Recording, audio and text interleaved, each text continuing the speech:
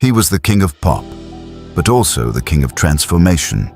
Your lips are very different now to what they were then. But they do look different. No, sorry. You don't think lips. so? Nope. From a wide-nosed teenager with a bright smile to a pale-skinned icon with razor-sharp cheekbones, the world watched Michael Jackson change before their eyes. Even though the shape of the face is different. Because I've changed. How have you changed? I was a little kid. But here's the thing no one agrees on. Just how many plastic surgeries did he actually have? That you've only ever had one operation. 2, You've had 2. as I can remember. Was it 2, like he claimed, or something far more shocking? We dug deep through interviews, medical reports, and even the autopsy to find out what the king of pop was hiding. And everybody in Hollywood get plastic surgery. Plastic surgery wasn't invented for Michael Jackson. And the truth? It's way more complicated than you think. Let's rewind to the 1960s. Michael was just a kid, belting out hits with the Jackson 5. Round cheeks, broad nose, youthful charm, nothing unusual. But even back then, he was reportedly insecure about one thing: his nose. Friends say he was teased about it, even by family members. That early pain would later shape his decisions. Michael idolized performers like Diana Ross and Fred Astaire, stars who looked very different from him. It's said he felt pressure not just to succeed, but to look a certain way, to fit in. In Neverland, that your father used to insult you. As his fame skyrocketed, so did his insecurities. In multiple interviews, Michael hinted at being uncomfortable with his appearance from a young age. You told me in Las Vegas your father used to talk about your nose. He was shy, soft-spoken, and rarely looked directly at the camera unless performing.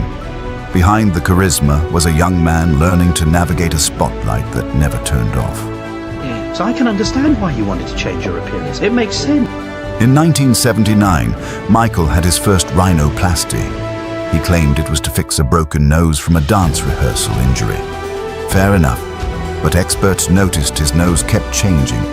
Slimmer, sharper, more sculpted with each public appearance. Just that though, not the whole face, just the nose. They try to say, why does he keep changing it? It's not true. In a rare 2003 interview with Martin Bashir, Michael insisted he had only 2 surgeries, both on his nose.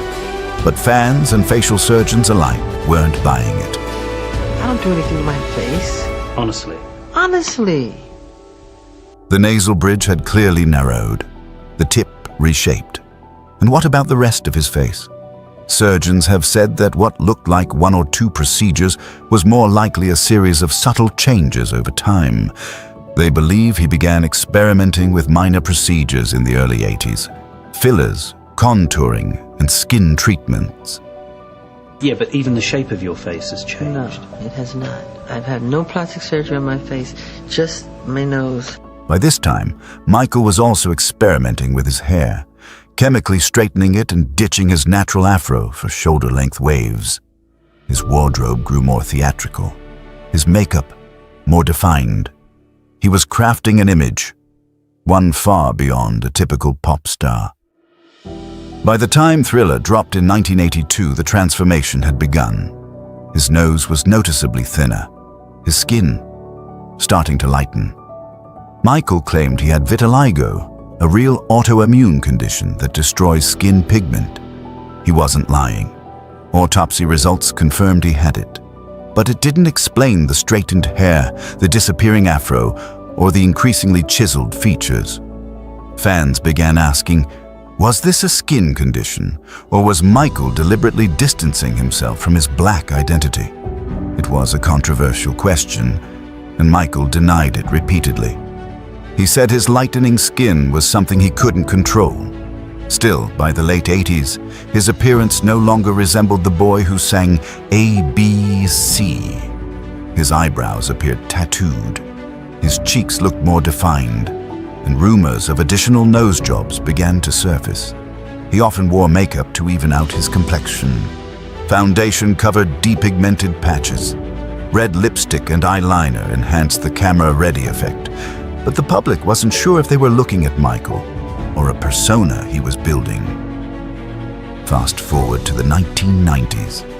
This is when things took a wild turn. Surgeons and cosmetic experts believe he had at least 4 to 6 major procedures by this point. Why?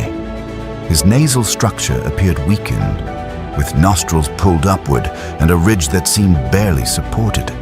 Some believed cartilage from his ear or rib was used to reconstruct the collapsing bridge. Cheek implants, highly likely. Chin cleft, nearly confirmed.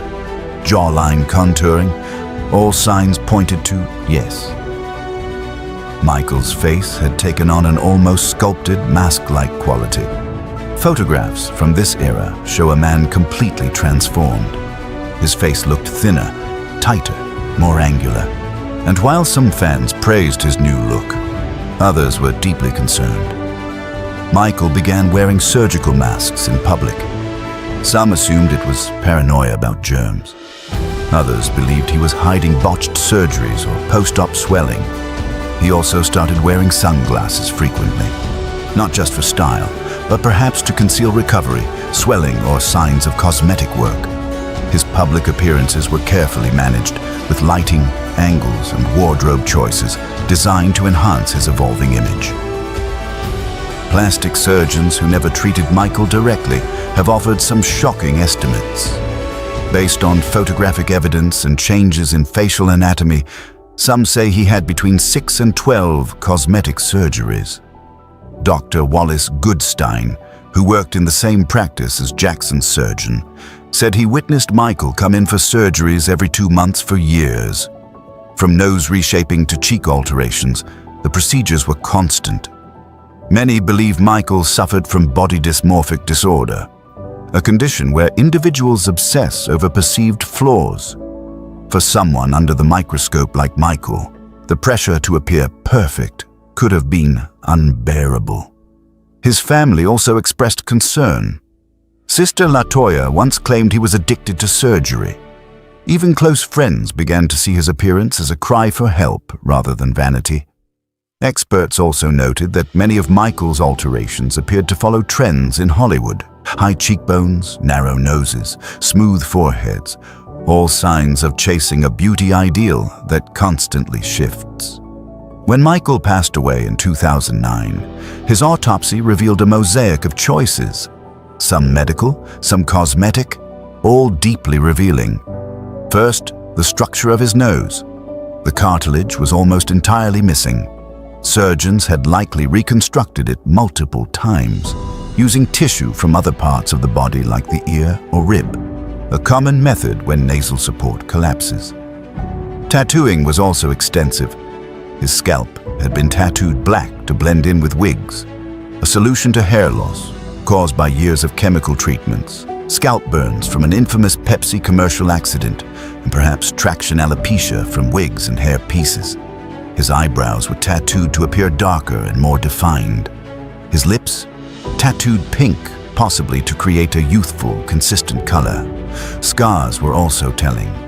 Surgeons found multiple incision marks behind the ears, typical of facelifts or ear pinning. There were also scars at the base of the nose and on his wrists, possibly related to surgeries or skin treatments. And most telling of all, his body showed clear evidence of vitiligo, as he'd always claimed.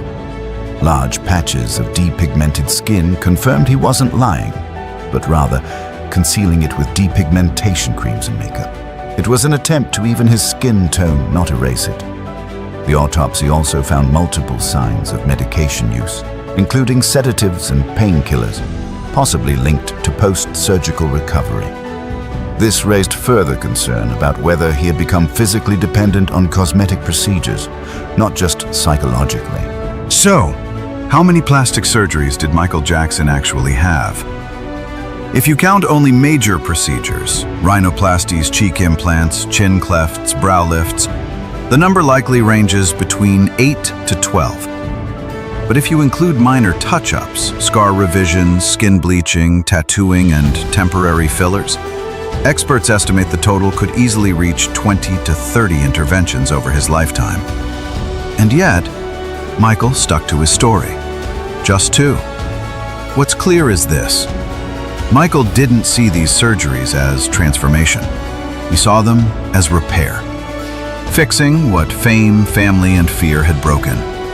His surgeries weren't just about looks. They were about identity, trauma, and control.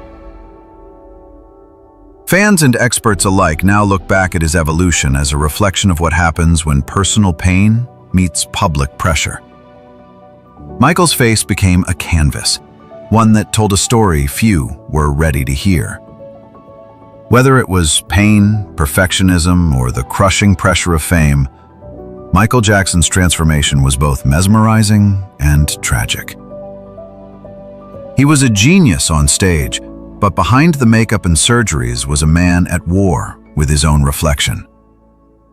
So what do you think? Was it insecurity, illness, or obsession? Drop your thoughts in the comments below.